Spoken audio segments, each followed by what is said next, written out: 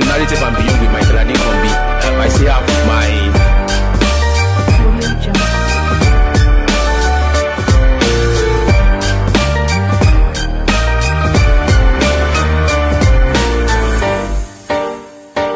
All right, welcome back to Narrative and Beyond. And I'm your host, Michael Adekombi. And I have on this episode today a scholar.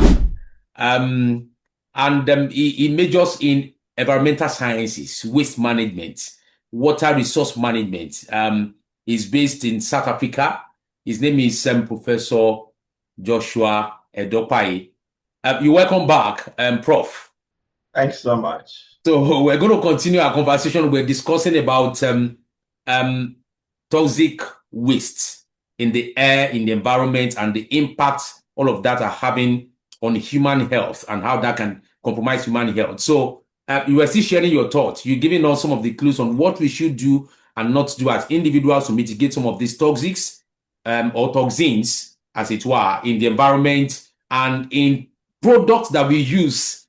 You are talking about non-stick products like pans, like pots and all of that. And that some of them are even come in spoons, that they are actually very dangerous to our health. They can compromise our health. And then you give us different clues on, things that we should and should not do. Okay, so we are focusing on Africa now.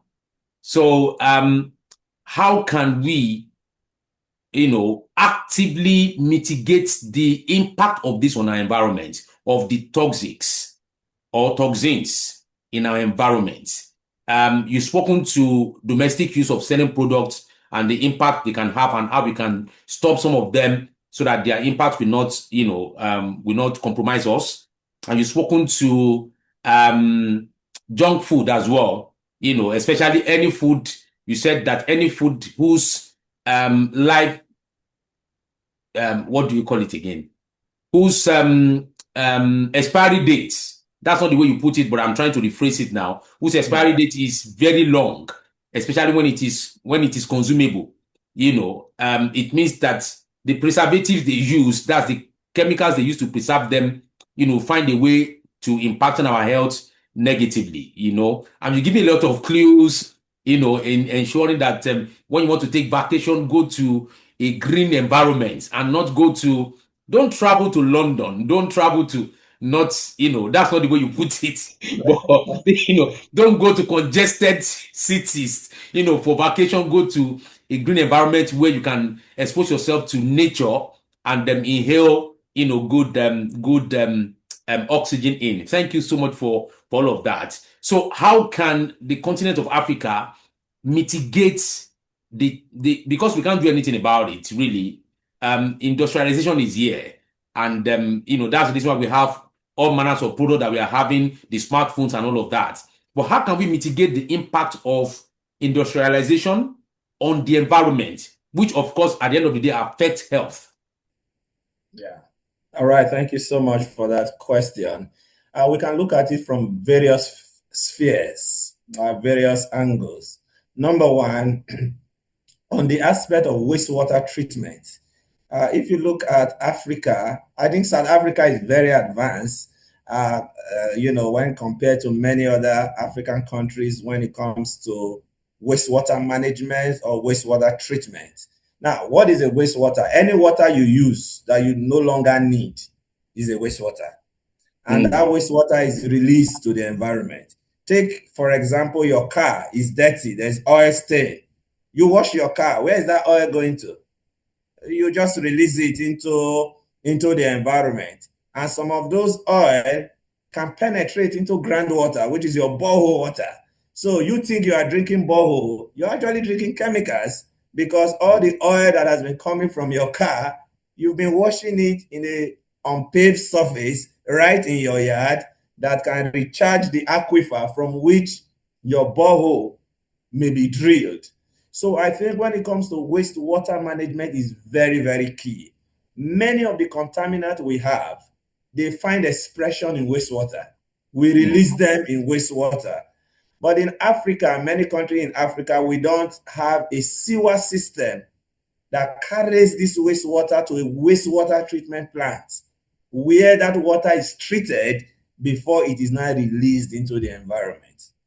One of the things we do is we just discard any kind of waste to the environment in an organized manner. So we must have organization. All the smart towns and smart cities that are being built, I mean, there are many people that like gated, environments. You have different estates, and each of these estates should be connected to a sewer system. And this sewer system, they can have a wastewater treatment plant where all the waste that comes from this particular area goes into that plant. Those wastes are treated before they are released into the environment. I remember here a school approached us and they told us that their children are having diarrhea. They've been falling sick. What could be the problem? So we decided to pay a visit to the school, and we discovered that the pit toilet they have is sitting on top of the aquifer where their borehole was drilled. Wow. So which means when they go and relieve themselves in the toilet, they are relieving themselves on the water they at the end of the day drink. So siting of boreholes, in many African countries, we have boreholes everywhere, and there's no regulation. Nobody even tests if this borehole water meets drinking water standards. So any Tom, Dick, and Harry can just go, I have money. You drill borehole and you start taking the borehole water. Actually, you may be taking poison. There are some aquifers that, because of the host rock, they are rich in arsenic. Arsenic is a quick killer. Some are rich with lead. Some are rich with fluoride. So you see some people, their teeth are not white, but they are yellow. It is because they are consuming water that has so much concentration of fluoride. And that can even cause what we call skeletal fluorosis, where the person can have like a bow leg. And that is coming from the water the person is drinking. We have what we call blue baby syndrome or methylhemoglobinemia. Now, the blue baby syndrome is simply when you consume water with so much of nitrates. So there are many water resources we drink, but we don't even monitor what is the quality of the water we drink. So we need to have, I know in Nigeria do have, South Africa do have, Kenya, Ghana, they do have kinds of water guidelines, but the enforcement of these guidelines remain a challenge. So I think we need centralized and decentralized wastewater system, a treatment system. That's number one. Number two, we need solid waste management systems.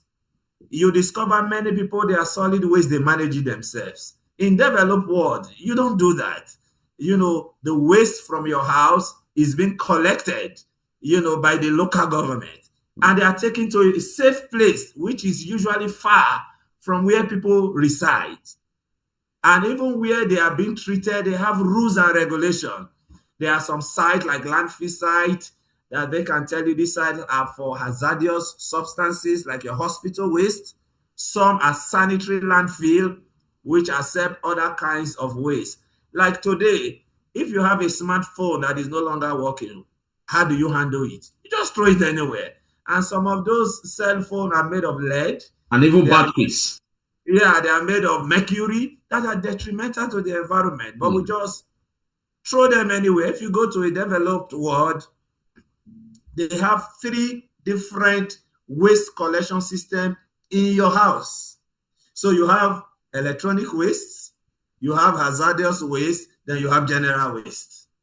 Such that when the local government is coming, the one that is taking hazardous waste, they take it to the hazardous compartment.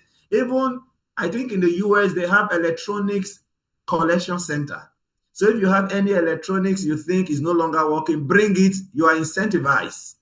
They give you very little money, but that's just to, that's just to encourage you. Yeah, to bring in the waste, so that the environment will not be polluted. So we need to invest because we need infrastructures for this. And even private players can come in to say, oh, this estate, that estate, I'm going to be collecting your waste. People will be happy. You are going to pay a little.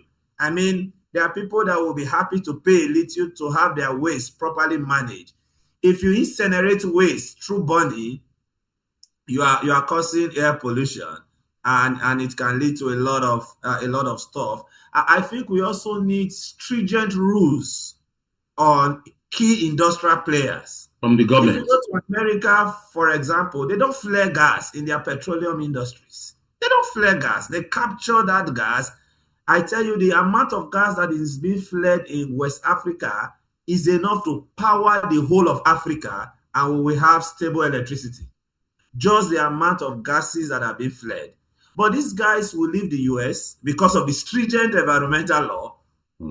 They come to Africa. They know that our system is not so stringent. Anything goes. So they flare the gas. At the end of the day, there's oil spillage. In the US, you can't spill. Your oil can't spill from a tanker. You pay. You are going to pay to clean up the system. But in many African countries, I mean, anybody can spill and there's no problem. You know, people continue, they do their job, you know, the way they used to. So I think we need to invest in solid waste management, wastewater treatment systems, and industries that produces waste. Like if you are a cell phone industry, you should ask anybody, if your cell phone is no longer working, return it to us. They should have a kind of collection system. If you deal with mining, for example, mining generates a lot of waste. In fact, even after you close the mine, there can still be discharge of waste for the next 40 years.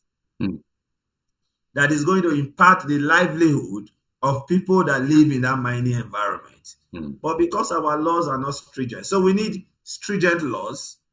Apart from having stringent laws, strict laws, we also need monitoring and evaluation. Sometimes even where we have good laws, we don't monitor.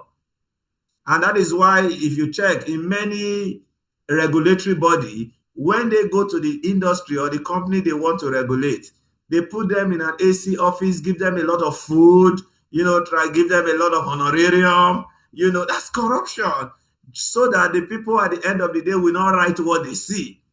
I mean, I have friends that work in higher education in different countries. They will tell you when the body is coming for accreditation, they will go and borrow equipment they don't have to accredit the university to teach the course, and at the end of the day, they return it back. So because we don't have this monitoring and evaluation system, you know, people continue to do what they want. So I think if we take care of solid waste, wastewater, green environment, in many developed world, you have green space. You have areas where no industry can be. You have areas that are parks. Yeah. You know, you have parks, they are green area. You dare just not tamper with it. In many African continents, we have wetland. But all of those wetlands, people now have houses on them.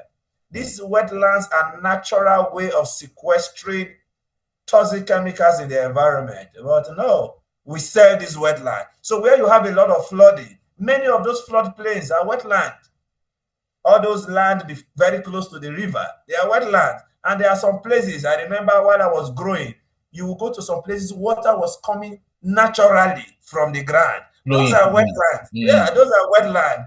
They were placed there to sequester the environment, to help deal with. But now all our wetland, we have turned them to residential area. The trees we used to have, I remember growing up, we have monkeys, we have hawks, you know, that will come to pick, you know, to pick chicks and all of that. We don't see any of those things again. There are no biodiversity. It's just we and we alone. We are so selfish as humans. We don't want, you know, other living organisms to share the environment with us. So I think if we look at green spaces, you know, we allow wetlands to thrive, great solid waste management, medical waste management, electronic waste management, legislation, regulation, all this will really assist the African continent to be able to solve some of the problems of chemicals in the environment. Thank you. Let me ask a question about education because that is where you thrive. That is your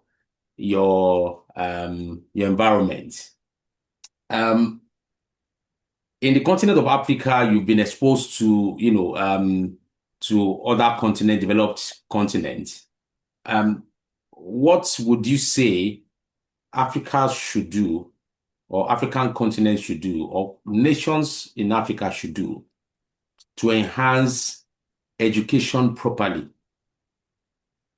to All have right, thank you. effective education? Because, okay, let me just leave it like that. Yeah. All right, thank you so much. We still have a long way to go. There's a lot we need to do.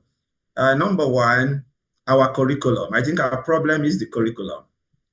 We don't teach the current student the skills they need to face the challenges of The real today, world. Mm. the real world Mm. of today. I mean, we're in a generation where AI is thriving and somebody is still purely, you are still writing on the board.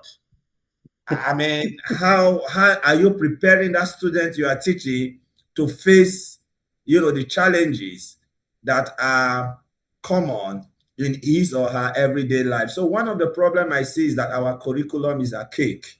Our curriculum are no longer relevant to the present challenges that we are facing. Like in South Africa, there is a curriculum review every 2 to 4 years. Every 2 years, you must review your curriculum. At most, every 4 years, you must review your curriculum.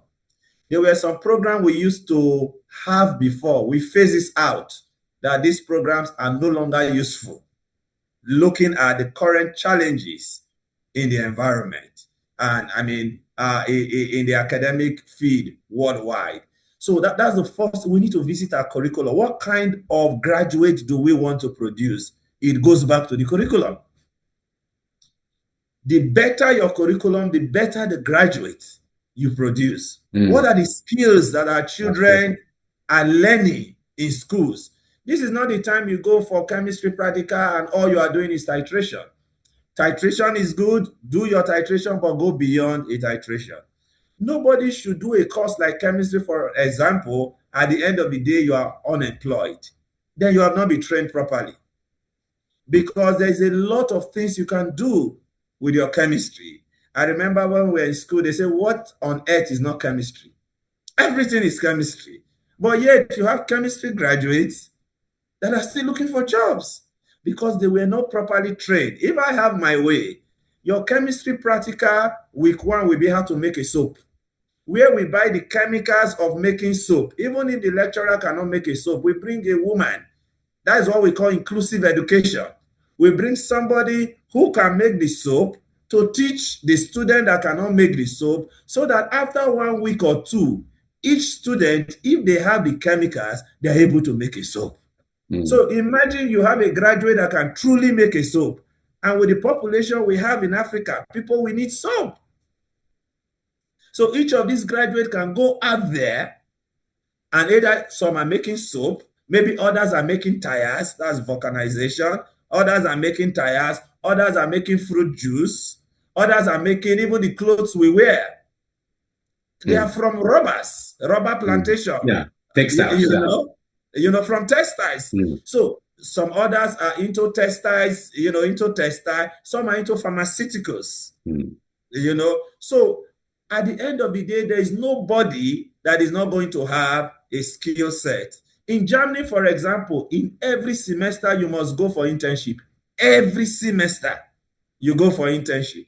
That is why you will now find somebody who finished from the German system and he or she will tell you, I don't have work experience. It's not possible. So before you graduate, you have already accumulated 2 or 3 years experience, because you don't finish a course without going for internship.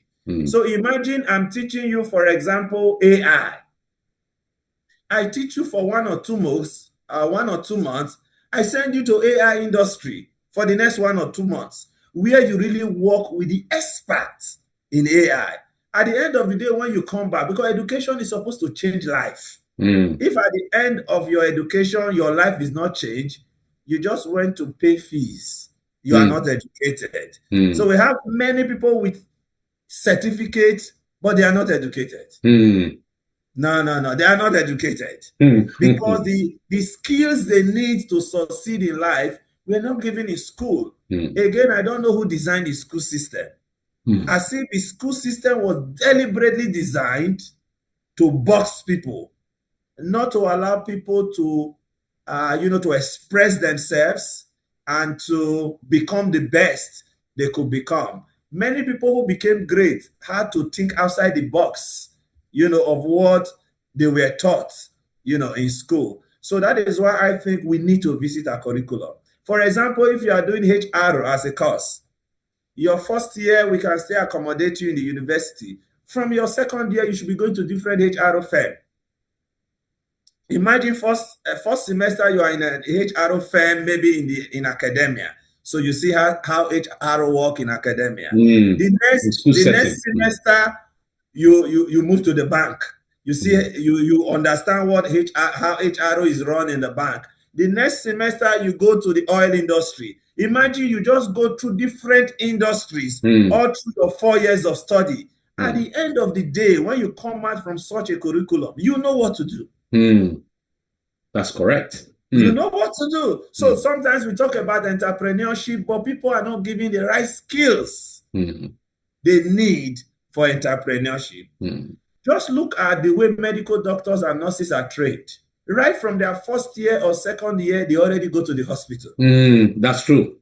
They interact with patients. They know they allow them to start interacting with patients to know the problem of the patient right from when they are in school. Why can't we do that for every courses? How can you be a mining engineer that I show you a rock, you don't even know the kind of rock that is? What are we teaching our children? What kind of curriculum are we having? So, and again, I think our curriculum should be skill-based, not just cognitive-based. Because the kind of education we have now is purely cognitive. If you can memorize, you pass. But if you can't memorize, if you are good in what we call the psychomotoric domain, you can do things with your hands. Unfortunately, you may not be able to thrive in a system that is built only for the cognitive people that are good cognitively. Again, so that's one key thing for me, and I really have great passion on this.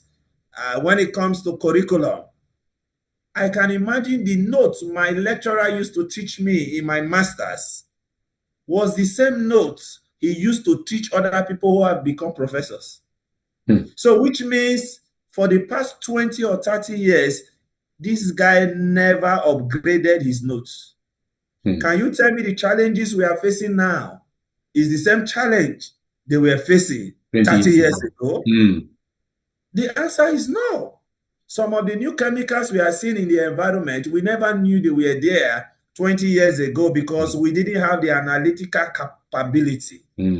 But today we have the analytical capability, but people are still being taught things that are not relevant, in the current day work. Imagine somebody you finish from computer science and you can't do programming. I mean, what did you go to do in school? You could have just watched YouTube and do self-education without paying all of those fees, because education these days is not cheap. So why will you pay so much? And at the end of the day, you live with nothing. I can tell you, I started really knowing what I was taught in my undergraduate when I was doing masters. But how many people did masters? It was when I was doing masters, things started making sense. All the things that because we were never exposed to real life scenario. Many of the things were purely theoretical, without hands-on, experience. There was no what we call work integrated learning, where you are really exposed to the workplace.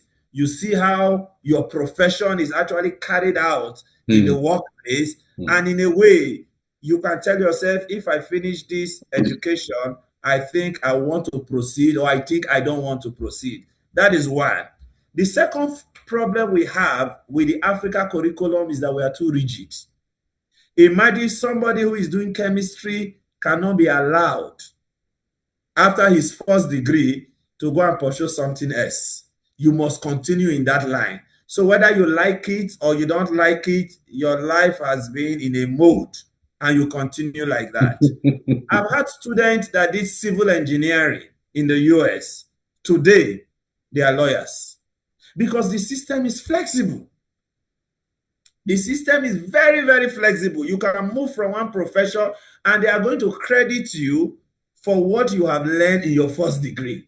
They are not going to say, no, you have wasted your time. This is fresh and you are going to start from fresh. No, they call it prior learning. It's a recognition of prior learning. There are some things you know how to think better because, yes, you did chemistry, but you were also being taught how to think. You were also being taught how to be careful. You were also being taught several things which are also useful in the new profession you want to do. But our systems are so locked. In the US, you can do computer science and you can end up as a medical doctor. There are many things you can do and you can end up as a medical doctor because the systems are very, very flexible. They allow you to move from one place to another as you deem fit. And there are systems that believes in you. There are systems that encourages you, to be the best. I think another challenge we have is the commitment of, will I say, the government to education. There are some equipment that in Africa, there are some equipment in Africa that you only have in a university, you only have one. But you go to other places, every department have one. So a student that was trained in a place where every department have one, and a place where only the big professor has access to that one, he will not allow you to touch it, because if you touch it, you will break it. If you touch it and you break it, he doesn't have the fund. He doesn't have the money to fix it.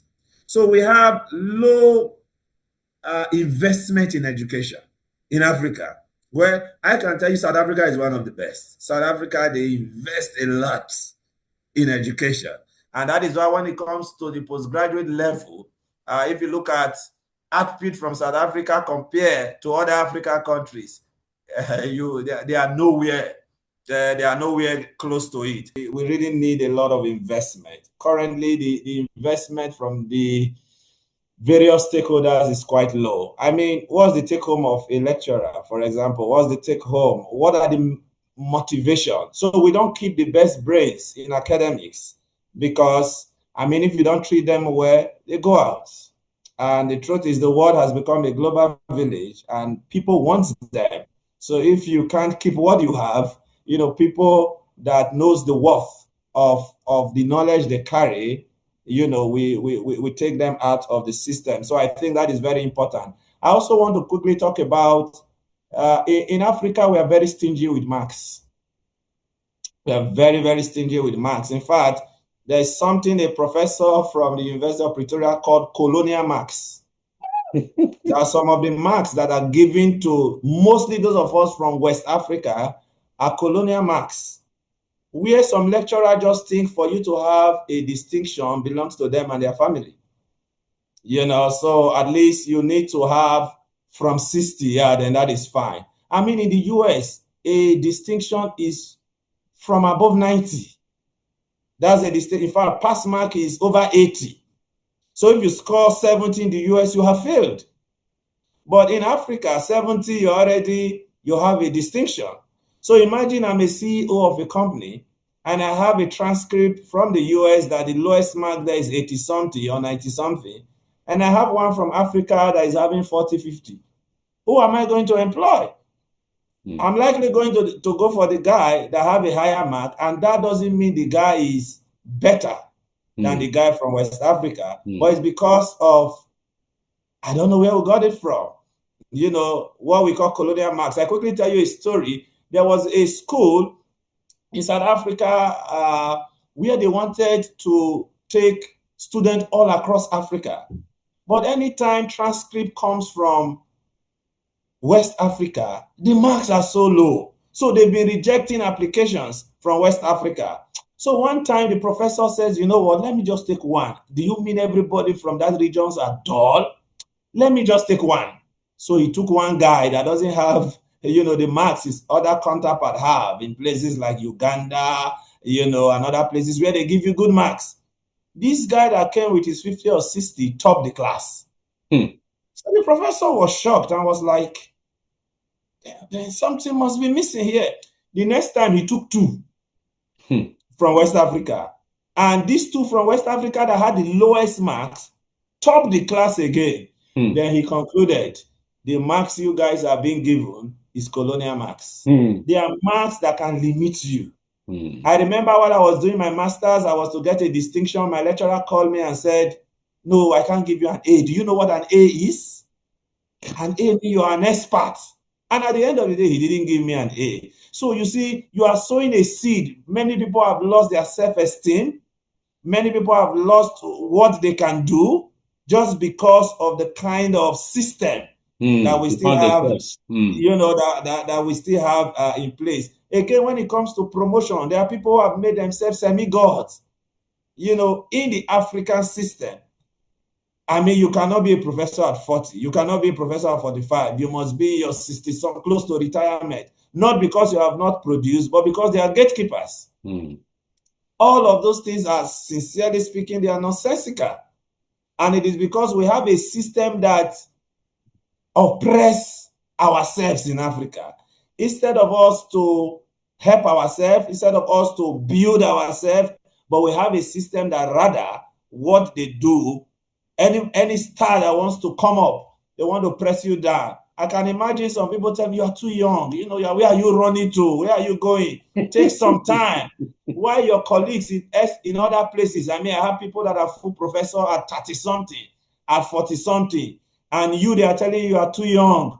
You still need to take some time. So the excitement and incentive that young people need to grow under the system, you discover is not there. You have a lecturer that tell you can't pass my course for no reason.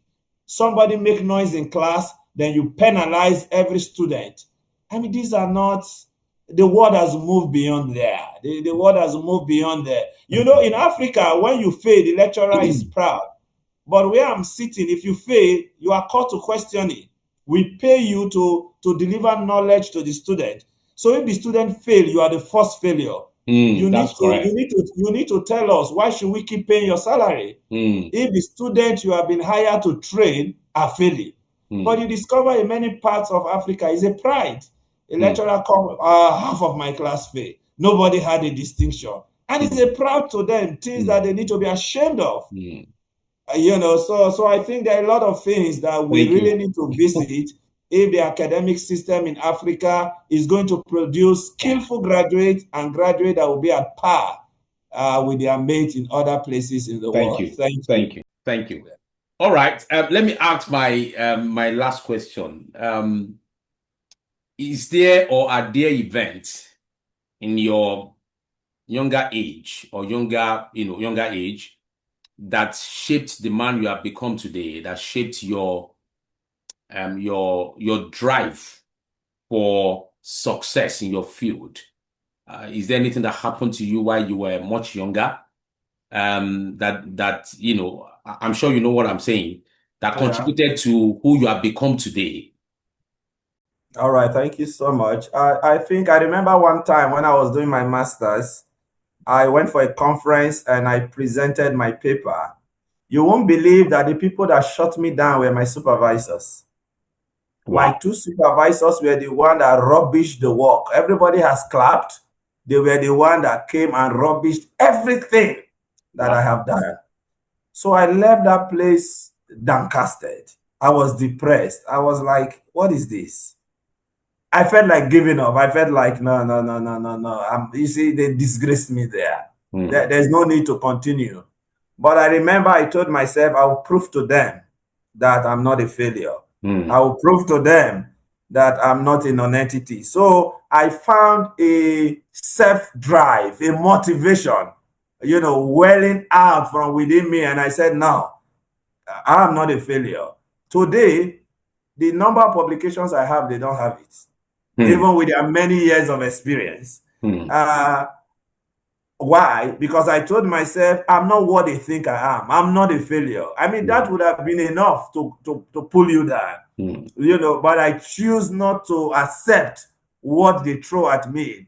I think there's a parable that says, or a proverb, that great people are men who receive criticism, the stones that were thrown at them in criticism, and use it to make a bridge to get to their next level. I also remember in my undergraduate days, there was this girl. She was doing so well. So one day I met her, I said, I hope you know that your education will end in the kitchen. She laughed and she told me, well, even if it will end in the kitchen, what is worth doing at all is worth doing well. I didn't forget that till today. What is worth doing at all is worth doing well. So from there, excellence became my watchword. If I must do a thing, then I should give it my best. Now, my best may not be the best to you, but at least let it be that I've done my best. Let me have that personal satisfaction that I gave it my all. I did everything I could do. This was what I can produce. But let it not be that when I see it and people are criticizing, I say, well, even myself, I knew I could have done better.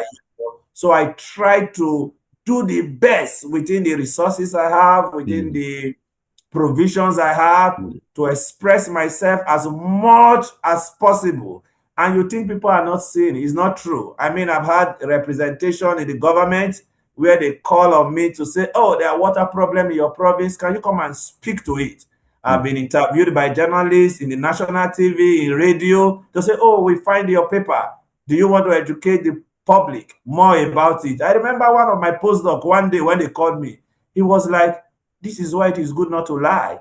Because I told them there's an area that had pollution. Do you know that these guys from government they actually went to verify. Investigate. Wow. They went to investigate. So integrity matters in anything you want to do. Anything you want to do. If it is 5, say it is 5, even though you were expecting 10. Even if you can't explain why it is 5, just say, well, for now, what I got was 5. I lack the full explanation of it, but that's what I got. You know, because if you say it is 10 and they go back when you are not there and they discover it is 5, you would have put yourself, you know, in a great mess. So those were 2 major things I could pick that has really motivated me to go and be the best. Don't settle for less. The people that are best in their field, they don't have 2 heads. Yours is also one like theirs. So in your best, pay the price, put in the hours, work so hard. I remember that when I come to the university, the security will ask me, you don't have a house? You don't have a house, you don't have a place to stay.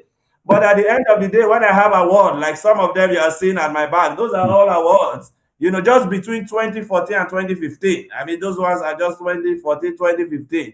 At the end of the day, they say, yeah, we know him. Ah, that guy works. So the same people who are saying, go and rest, go and sleep. At the end of the day, when they see what hard work can bring, the outcome, the outcome of it, they become your friends. Thank you. Thank you very much, Professor Joshua EDOKPAYI. Thank you so much for today. There has been so much information that you have shared. And your parting shot, you've already given your parting shot. You know, you need to have a mindset of excellence from what you have said. You need to be diligent, put in the work. If anything is worth doing at all, it must be done very well. Be the best, you know. You may not have the same kind of opportunities other people have, but within the means that you have, within the resources that you have, within the opportunities that you have, be the best there. And you know, and that's how to get to the top in your field. Thank you very much for coming, Professor Joshua EDOKPAYI. I'm sure that we're going to have another session with you because there are so many questions we're not able to delve into. There are so many, you know, I wanted to ask you about how your faith has actually, you know, impacted the man you have become today as well. That's the bedrock. That's actually the bedrock. There are so many other questions I wanted to ask you about your childhood growing up. Okay, let's leave that till till the next session. We're going to have another session with you. Thank you, viewers, for watching again. This is Narrative and Beyond with Michael Adekombi. Make sure that you subscribe, make sure you comment, make sure you share. And then if you want to have access, you want to, you have questions to ask from some of our guests that have been coming, you can just send us an email at narratives and beyond all together, narratives and beyond at gmail.com. And then those questions will pass on to them, and then they would give you a response. Thank you, and have a lovely year and be inspired. From different parts of the world, trying to achieve and do. Welcome back to Narrative and Beyond with Michael Adekombi.